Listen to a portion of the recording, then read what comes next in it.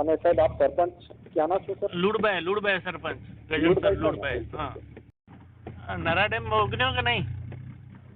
ના, નરા ડેમ હજુ વાર છે ને ઓગણવાનો સાહેબ.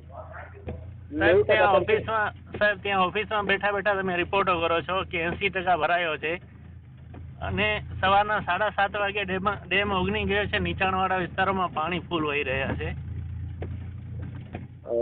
એમાં સર મારે તો એકચ્યુઅલી ડ્યુટી હોય તો મારે સર એકચ્યુઅલી ડ્યુટી હોય પણ તમે એક અધિકારી તરીકે તમારી જવાબદારી બનતી હોય નીચાણવાળા વિસ્તારોને. એમાં કેવું છે ડેમના, એ સાચી વાત સાહેબ, અમારા ડેમના એસઓએ અમને જે ટાઈમ મેસેજ મોકલો સર એ ટાઈમ અમે વોર્નિંગ ઇસ્યુ. સર તમે 7:15 વાગ્યાનો ટાઈમ નાખ્યો છે કે 80% ડેમ ખાલી છે.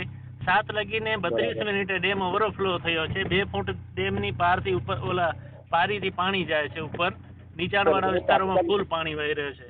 આ તો અત્યારે સાહેબ 7:30 વાગે ડેમ ઓગની ગયો છે. આ તો તાલુકા વિકાસ અધિકારી નખત્રાણાનો મને મેસેજ આવ્યો, પછી અમે જોયું તો પાણી આટલું છે. એમ કે જે થતું હોય ને સાચા રિપોર્ટ કરો તો ખબર પડે. ત્યાં ઓફિસમાં બેઠા બેઠા રિપોર્ટ કરશો ને અહીંયા લોકોની જાન જોખમમાં પડી જાય.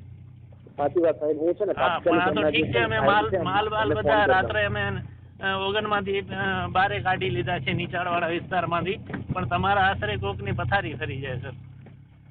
હું તાત્કાલિક છે એમના જે ડી છે, જે કન્સર્ન છે ડી છે તો ડી ને પણ સાહેબ કેવું તો છે ને 7:18 નો તમે મેસેજ નાખ્યો છે તાલુકા વિકાસ અધિકારીને કે 80% ડેમ ભરાયેલો છે.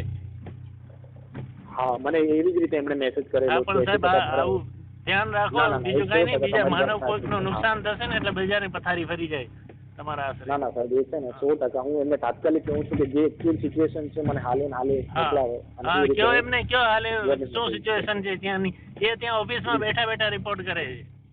જી સાહેબ.